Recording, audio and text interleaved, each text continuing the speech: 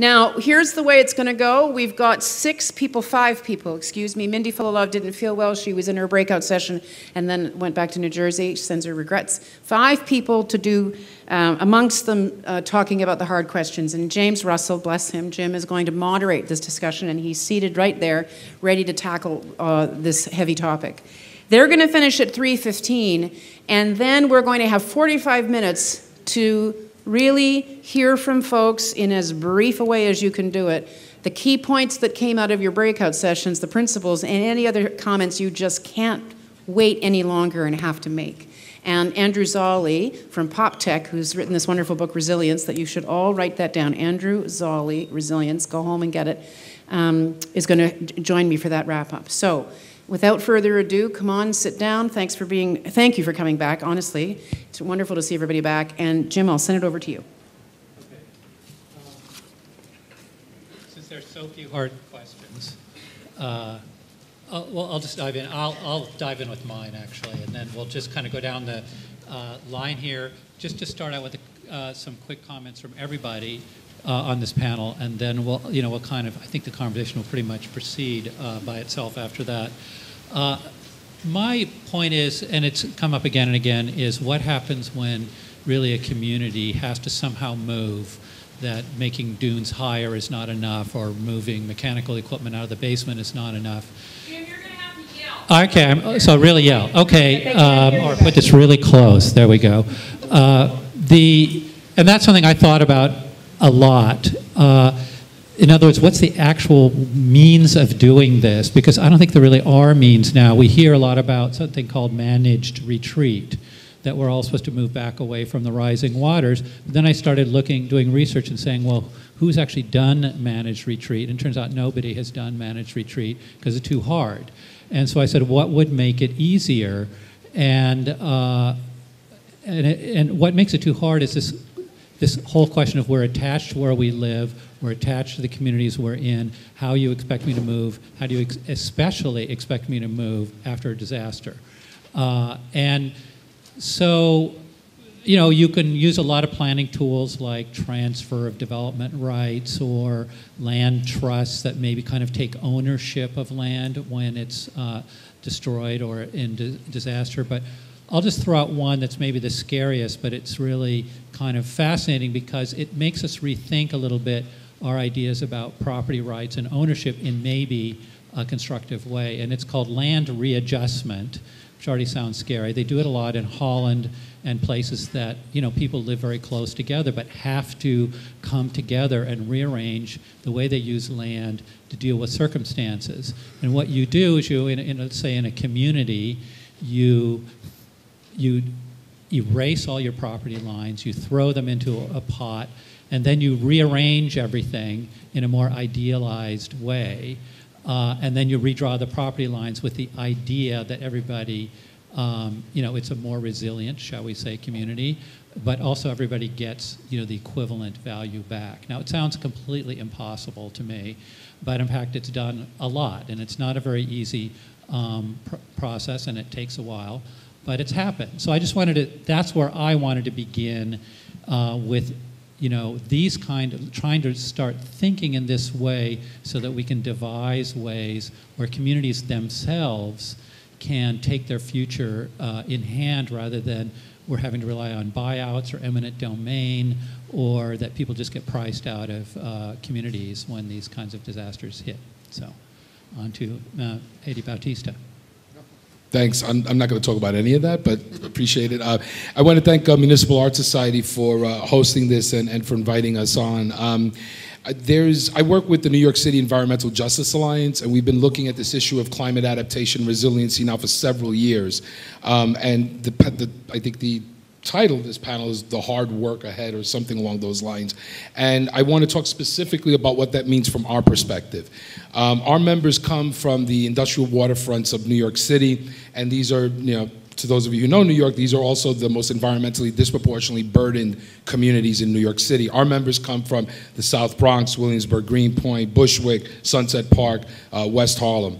Years in the late 90s, when the city did its waterfront revitalization program, they introduced something called significant maritime and industrial areas. Could somebody show the slide that, there we go. What you see behind me is, you've been seeing the kind of coastal zone projections and the Zone A maps. What you're seeing here is a map with the projections from the New York State Office of Emergency Management. The A, B, C, D, and E outlines you see are the significant maritime industrial areas.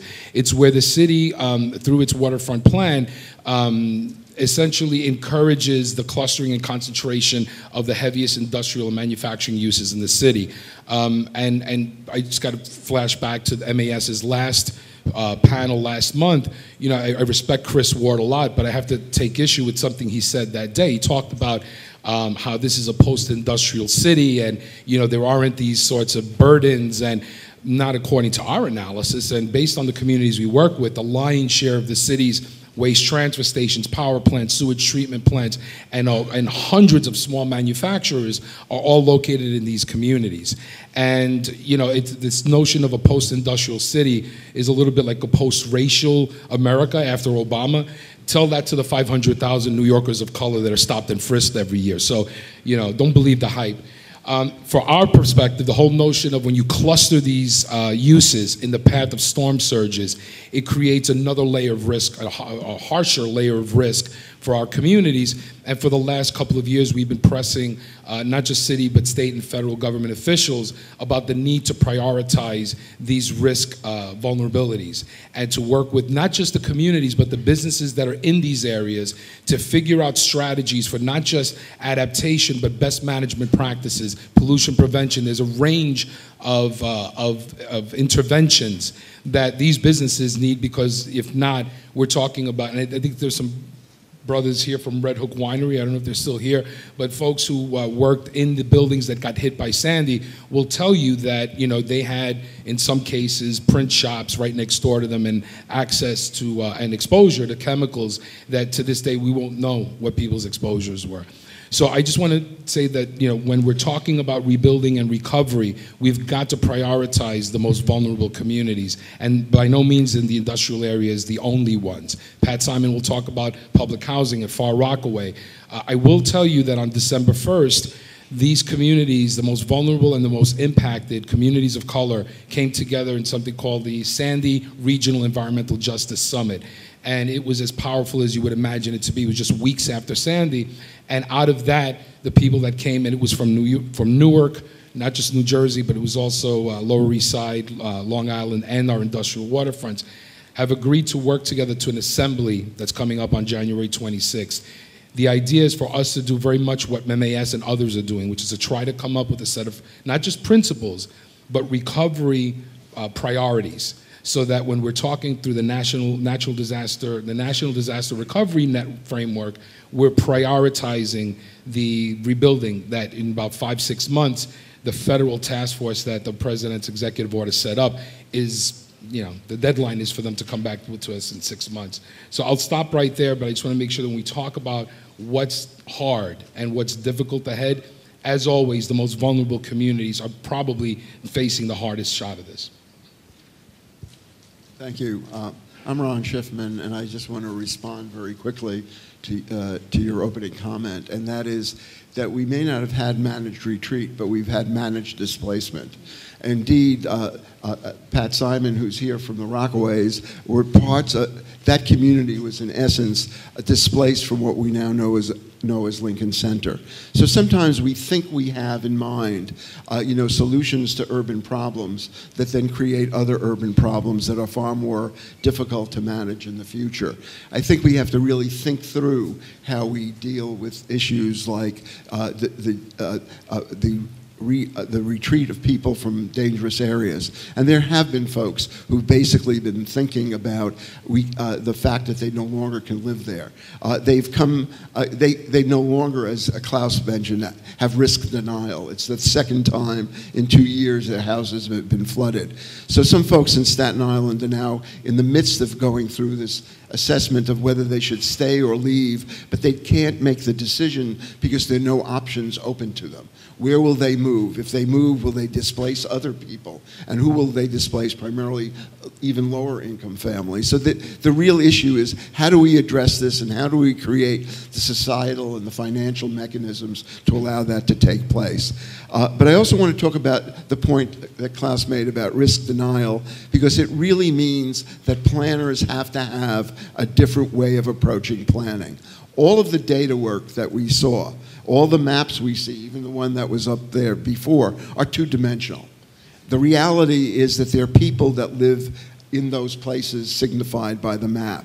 Those communities, and Mindy isn't here, so I'll use a term I think she would have used. Those communities are stronger when neighbors know neighbors. How do we invest in the organizing and the development of community-based groups that can really be the ones who are at the table, making the decisions, finding the mechanisms by which they decide how they stay or how they leave and how they work. So I think engaging people in the process and that planning become a process become very critically important.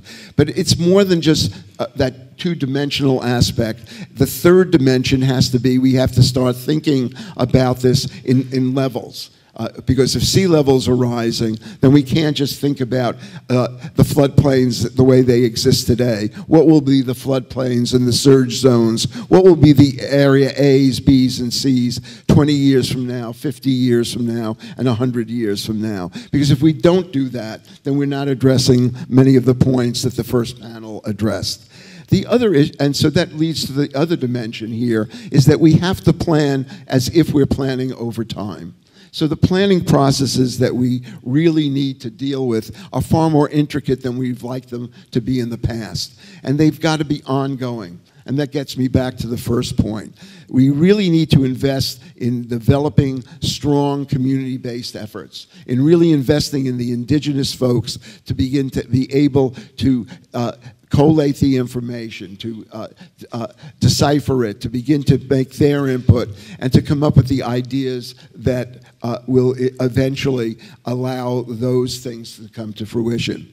Important in that is that because you're relying on community-based development and a focus on neighborhood, that doesn't mean, and volunteerism to a great extent, that doesn't mean that there isn't a role for the federal government and the city and the state to play. There is absolutely a role. They have to finance this. They have to be able to make the determination of how they hold localities, including local governments, but also neighborhoods, accountable for the resources that will be dispersed. But I do think there's a role they have to play, and they have to do it in more of the way that John F. Kennedy did it, by bypassing local governments and going directly to the neighborhoods and allowing the neighborhoods then to organize so that they can control and hold accountable their own local governments. I think there's a lot more I could say about that, but I want to end by talking about the fact that I think this is going to take a lot more money than $50 billion. It's going to take far more resources than that. And while I don't want to put pressure now for this to take place until after Congress acts, because they'll use anything as an excuse for not acting, but I do think there are resources that we should be looking at. We should be looking at a stock transfer tax, a Tobin tax, a Robin Hood tax, something that begins to tax the financial transactions that take place on Wall Street and use that to back the efforts to rebuild our neighborhoods. Let's remember, the problems we saw exposed in public housing existed before Sandy. They'll exist after the so-called recovery. There's no reason in the world for elevators not to work in public housing. There's no reason for us to have an infrastructure in the city of New York that goes out and leaves neighborhoods vulnerable to a whole variety of events, everything from accidents to crime. So I think we really have to start looking at our infrastructure and our investments in a completely different way than we've looked at it for too long. So I agree with Ron. I always agree with Ron.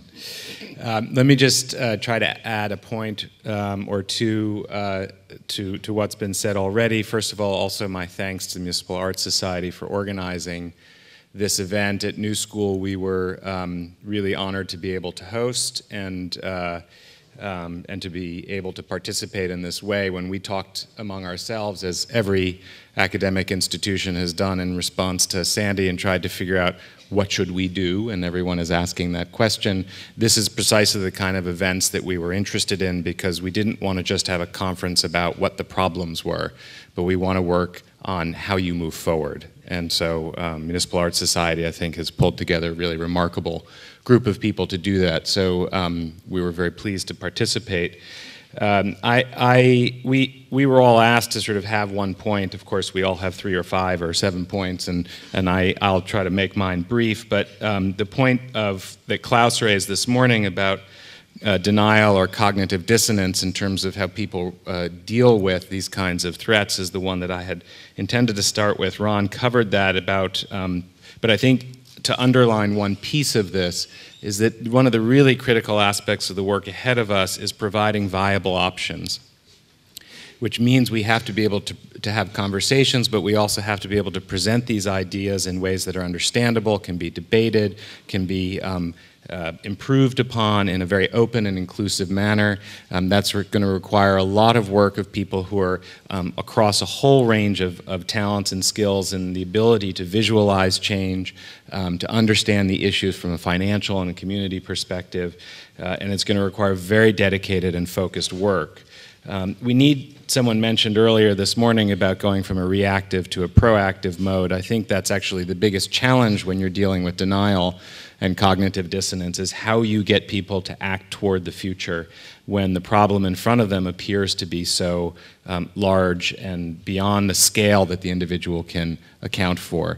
I think to do that, one of the things that we have to really focus on in our work, and this is a place where academic institutions, I think, can play a very critical role, is we have to turn our institutions towards these questions very intentionally. It's not that many of us haven't been working on these issues within the institutions, but they have to become the core questions facing academic institutions, because there needs to be a whole generation and generations of people working on this issue of how we transform the city, because it's not going to happen overnight. There is a lot of urgency, and we have critical questions in front of us of dealing with people who are displaced today and at this moment still don't have power and so forth.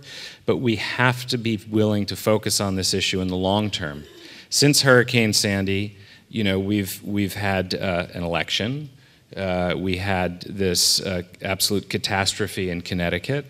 And we've had this fiscal debate in Washington, and a lot of people have moved on from Sandy already, just given those 3 events. And we are not going to address this question if we don't turn our institutions and intentionally toward it and evaluate them on the success of engaging with these questions.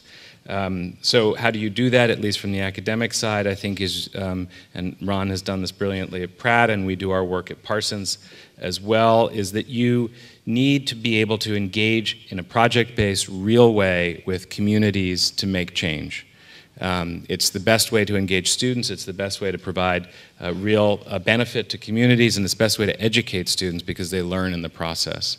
And so I think, to me, one of the real critical questions as an educator is to rethink our curriculum towards sustainability and resilience and long-term planning across academic institutions. And to do that, I think we have to really build long, lasting relationships with partners in communities in place across the city. There are good examples of it, but there are too few. And so I'd say that's one of the real critical questions. And finally, I think we have our own New York City version of parochialism that we have to address. It was brought forward quite powerfully this morning. This is not a question, it can't be a question of Manhattan versus the outer boroughs. We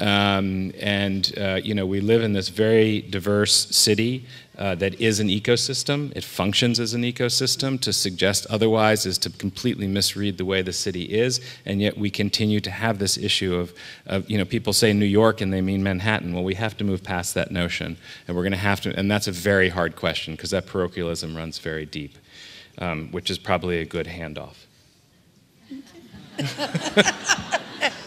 Okay, then first of all, I want to thank Paul. I don't know where you are, but hopefully I'll meet you before the end of this forum to thank you for inviting me to participate. I keep focusing on the word resiliency, and I focus on it because I want to make very clear to the audience that my residents that live in the Rockaways in public housing, as well as my residents that are homeowners, whether they're from Breezy Point or they're down at Beach 12th Street, they are resilient. They have been through much more than this. It just happens to be Sandy at this time. To live in this society, you have to be resilient, okay? So I think that, with that being said, the question that I don't have the answer to yet, I'm still searching. We are not a relief organization. I am an organization that provides workforce development, transportation for the elderly and disabled, leadership development. We became a relief organization for 30, 60 days at the most, okay? And now, how do we get back to normalcy? There has always been a high unemployment rate of my residents living in public housing. There's been a high unemployment rate for the residents that live out in the Rockaway because of the transportation system, because of the types of jobs or opportunities that are not offered that far off, okay? So I'm trying to figure out when we can get back to normalcy, because that's how the agency that I run makes a difference in the residents in public housing and in the larger community.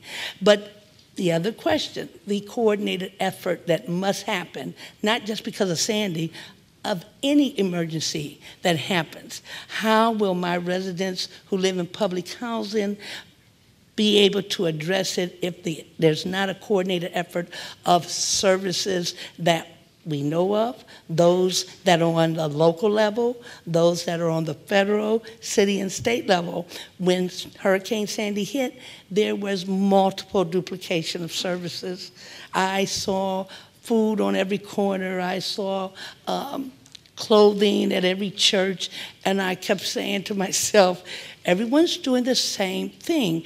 Has there anyone that addressed what the duplication of services is causing in terms of dollars and cents? Do an analysis, because maybe if we weren't duplicating services, we could push towards getting a coordinated effort for my community, because every community is different, okay? The difference in what happened at Breezy Point does spill over to the housing residents, because when the utility services are not providing the service, it affects all of us, not just my residents who live in public housing, but how do we get around that in terms of addressing it? How do we bring them to the table? Because that's unacceptable. Utility services, they pay. NYCHA pays utilities. Maybe the residents don't. So why don't I have a phone in my office working after 90 days almost? Why isn't Verizon working overtime? I need those questions. I don't have the answers. I'm still looking for those answers. The questions won't go away. They'll just become put in the back of my mind, because I have to return to normalcy.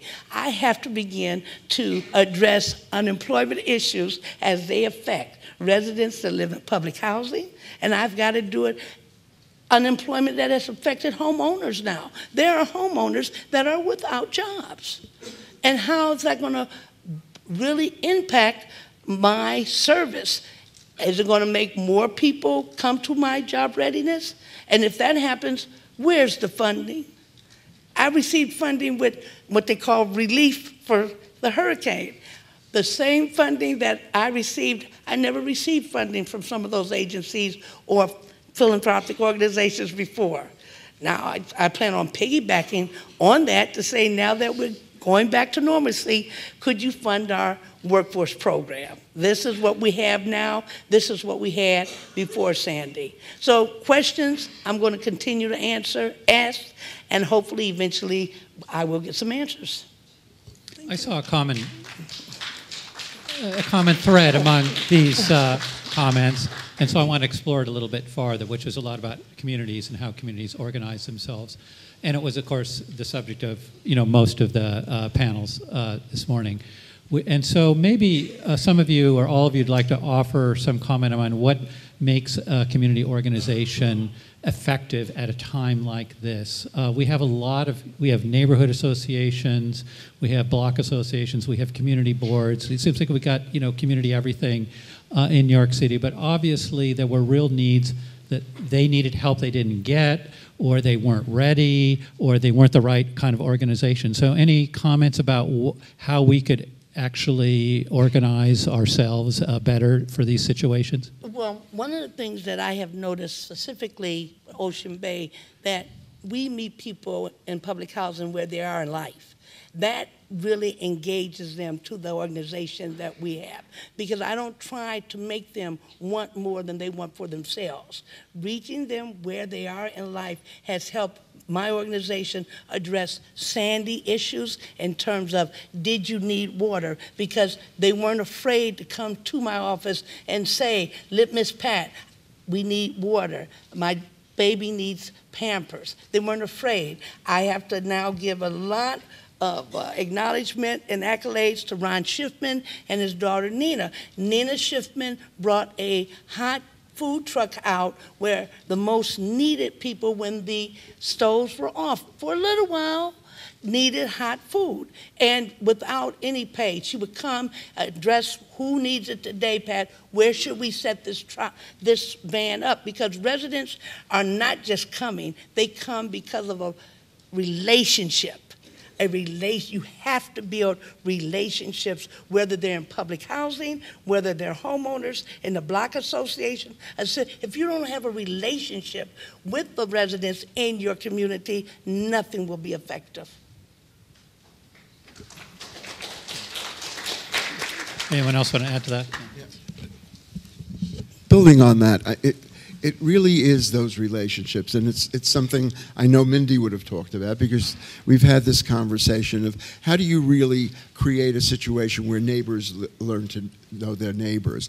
In many of the public housing developments in New York, the City Housing Authority goes out of their way to sort of avoid people knowing each other, to avoid seeing the civic organizations or the tenants associations really work well with the civic associations surrounding them. We really need to invest in community organizing and building the social and human networks within communities so that they are there to respond under different circumstances. Upstairs, I use the term that neighbors are really the first responders. They're also the last responders, because after the police and the fire and FEMA leave, who's left? It's the neighbors, your friends, and the community-based organizations. So how we organize that and make sure that we're organizing it before the events, so that people know where to go in case of an emergency, that they don't have to be trained after the fact. We learned after 9/11 that the reason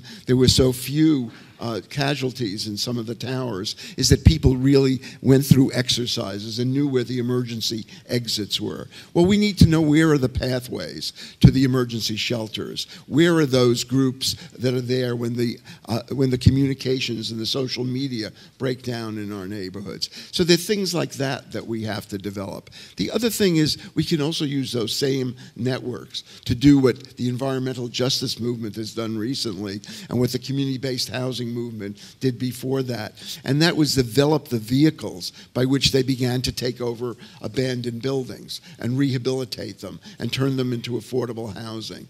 And then they developed the innovative financing mechanisms that allowed that to take place, that they then developed the intermediaries and developed this whole network of organizational support that today exists, and that, to my mind, led to the revival of many of our neighborhoods. How do we do that so that we're not only doing it to deal with past problems, but we're doing it to make ourselves less vulnerable to future and unpredictable events?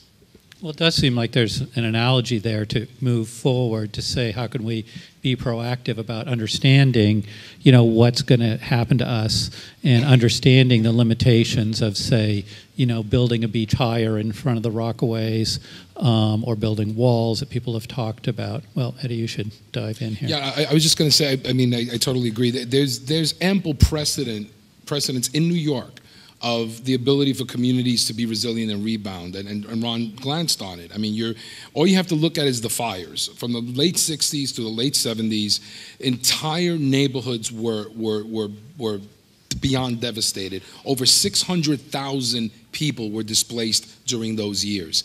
And what the resiliency and the rebuilding and the recovery that happened then was led by the first responders, which were the community-based organizations. And even before some of the community development corporations were developed, they were preceded by volunteer block associations, building associations, and the level of financing creativity that flowed from that.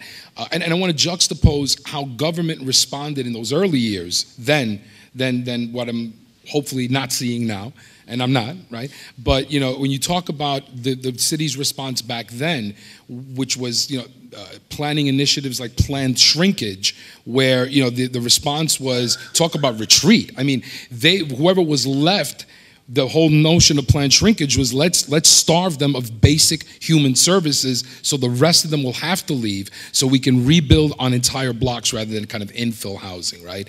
And so, you know, at that point, community and city were really, you know, the tensions between the two sectors were so palpable that, you know, when sometimes when fire departments would come in to put out the fire, sometimes the tenants themselves would react in a hostile way, right? I mean, that's the level of dysfunction that the city was in, and, you know, part of it had to do with this disconnect between community and city. And thankfully, we're not seeing that today, but it's a slippery slope, folks, you know? And this notion of, for example, again, not to harp on it, but if we're talking for 3 years about, look, you've got all these industrial clusters right in the path of storm surges, we needed more proactive engagement with government. To their credit, they've come around, and we've seen in the next waterfront revitalization program a lot of adaptation and resiliency language, which you know, we're really happy to see, but we're still far apart. But I will tell you that there were community-based plans from the late 2000s and before, even the late 90s. Williamsburg Greenpoint had a 197A plan. For those of you who don't know, that's the city charter that gives some planning authority to community boards, right? Sunset Park had a community-based, had a 197A plan. Both of these 197A plans had adaptation measures, had resiliency initiatives, and they, you know, largely were ignored. And so part of the problem is, you know, it's not reinventing the wheel, but sometimes it's recognizing that there's a wheel there already. One of the things we were talking about earlier is that if you look at the city government, there are at least 7 or 8 planning, you know, initiatives that all have to do with resiliency. There's the natural hazards mitigation model. There is the adaptation plan. There is now New York City Department of City Planning's open industrial uses study. Every one of these and others have overlapping adaptation and resiliency. Most New Yorkers don't know about this, right? So, you know, we have to do a better job of communicating to the rest of the city what government is doing, as well as giving communities the seat at the table. Because as we said at the summit, if you're not at the table, you're most likely on the menu. So let me add, since everyone has spoken so eloquently about building, you guys going to share there, or are you going to fight over that thing? We'll do a little duet here.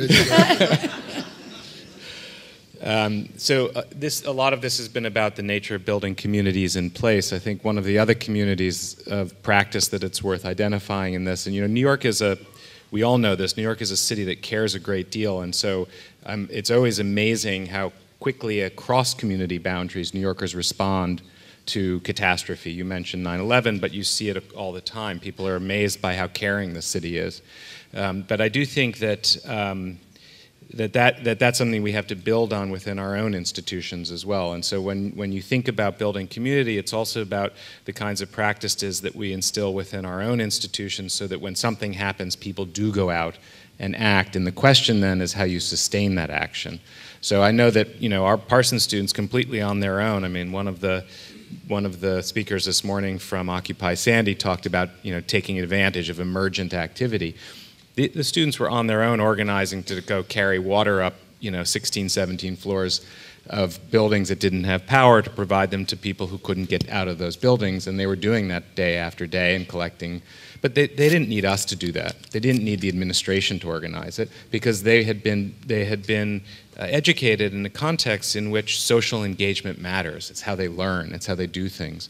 The real question is, as I said earlier, is turning us toward this with sustained focus, and how you build community over time that isn't only geographically limited, is how you build that bigger ecosystem. So we're all talking about community, but we're doing it at different scales and in different contexts.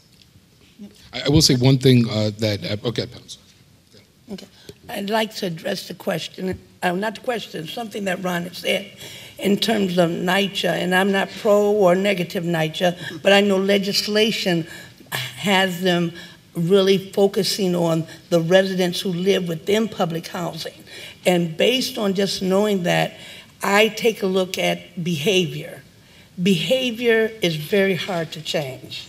And if you've been in a certain mode of behavior for many years, to change it may not be possible.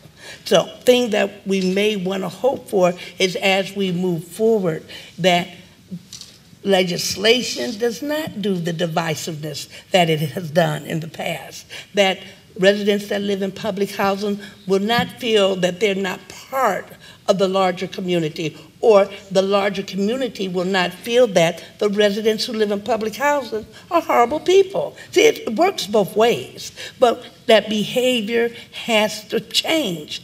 And how it changed, that's another question. I'm still looking for the answer. I think I'm the oldest man in the room. I do remember when the New York City Housing Authority was known not only in New York, but throughout the United States, if not the world, as one of the best managers of social housing.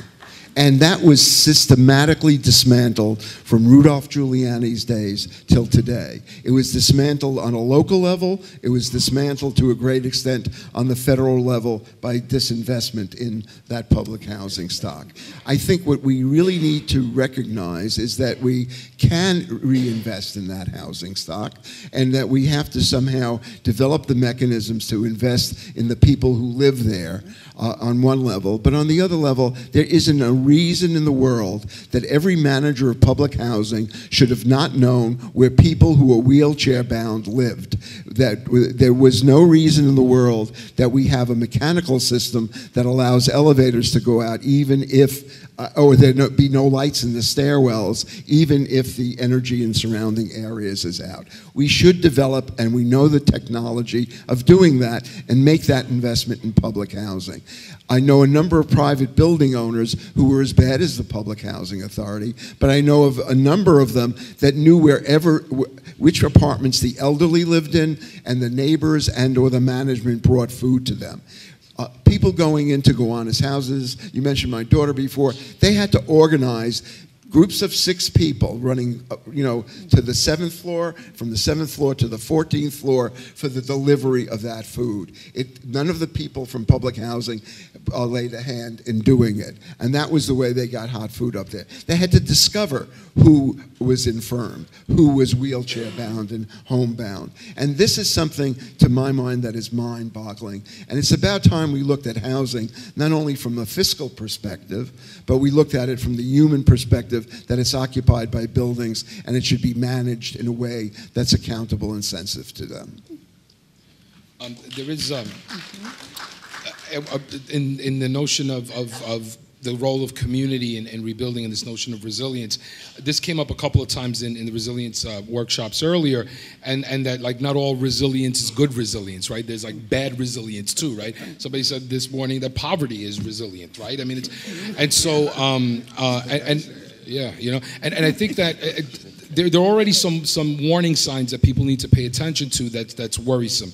I heard from one of our allies in the Lower East Side, she was here this morning, in fact, she may still be here, that talked about how now, in the last few weeks, there have been groups from, forget outside New York City, outside New York State, groups that have been going into the Lower East Side, and they're getting paid by FEMA to do, charrettes and to do planning initiatives and talk about resiliency. And these are folks that don't know Avenue A from Avenue C. You know what I'm saying? Like, they don't know the local context. And it's just, again, mind-boggling to me as well that if we have a FEMA and now this National Disaster Recovery Network and groups are being flown into New York, given the rich civic history that we have just in the Lower East Side alone, it just doesn't make any sense. And I think that we need to pay attention because, and Jamie from the National Disaster Recovery Framework this morning flagged this, and I think people need to pay close attention to this. The President's executive order empowers Sean Donovan and this task force to come back with a report, with proposals in 6 months.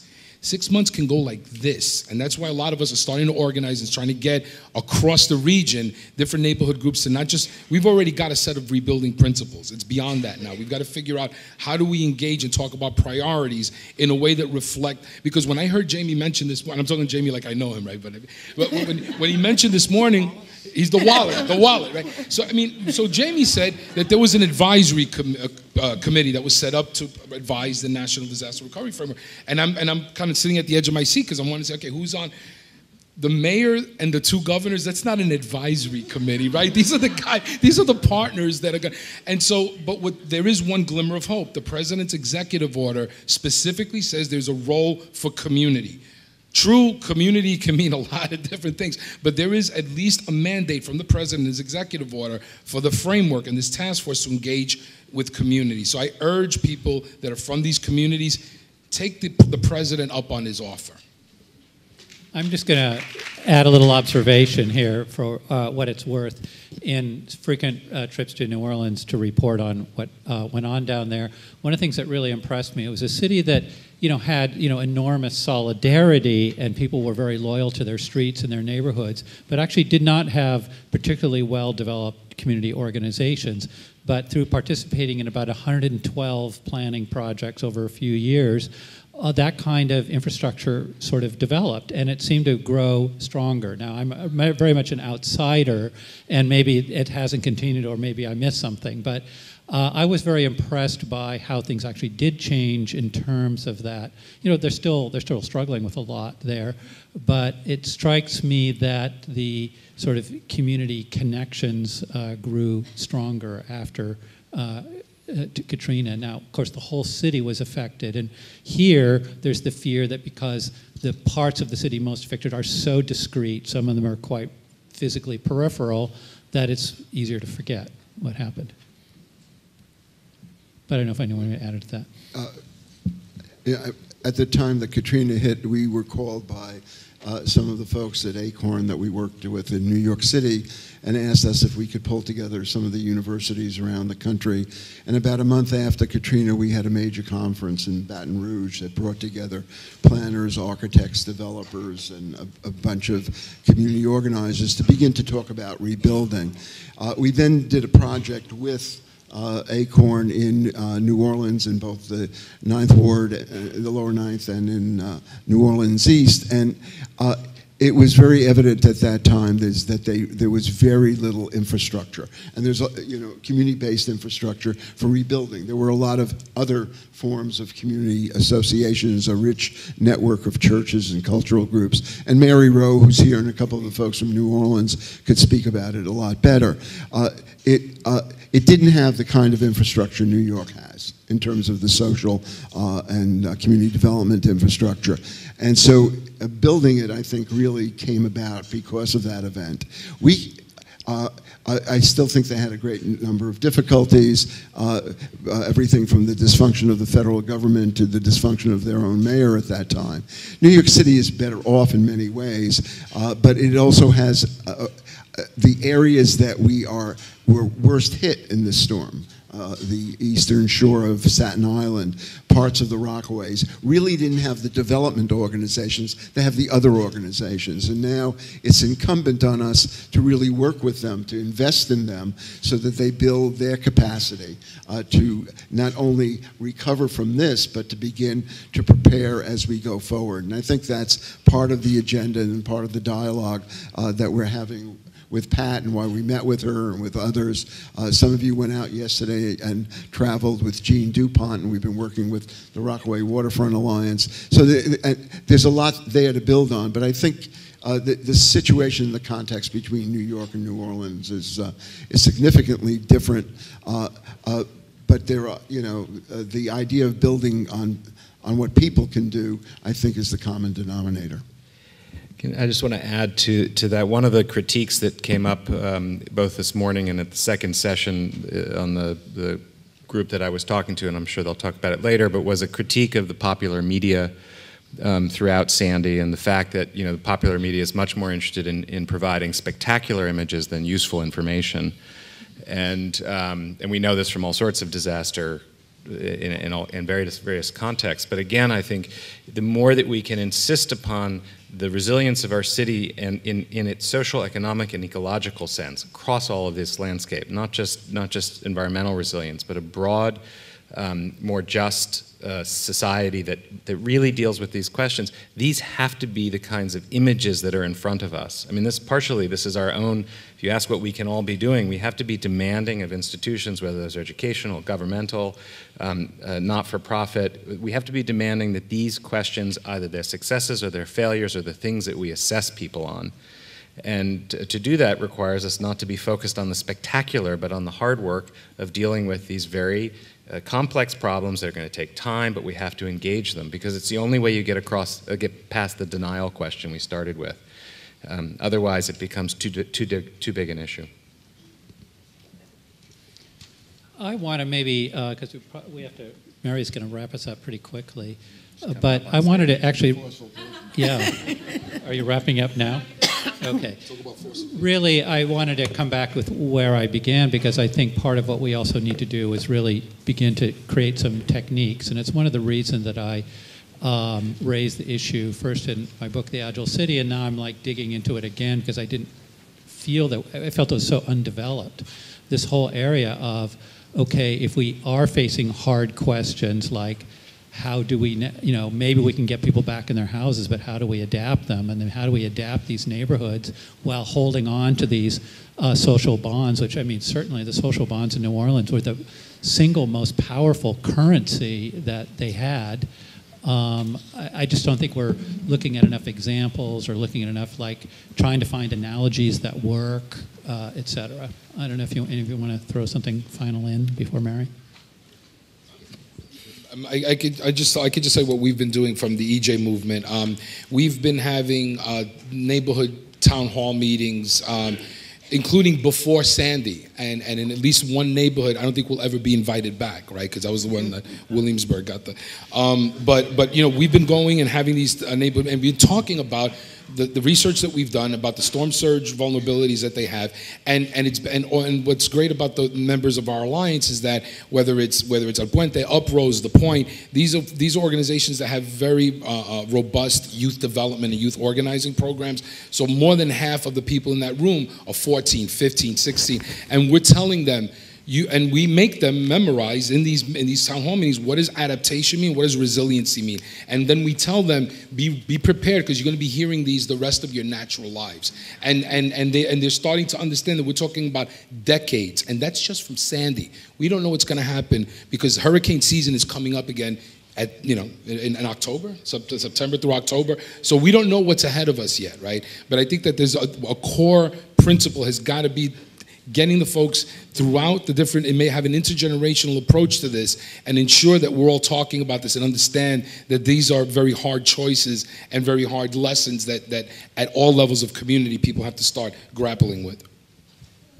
And also just that adaptation and mitigation or resilience are not always working in the same direction. Sometimes, and this goes to your point, you have to make very hard choices not to adapt something for an immediate solution in order to mitigate a longer term benefit. And those are very hard questions for communities to grapple with.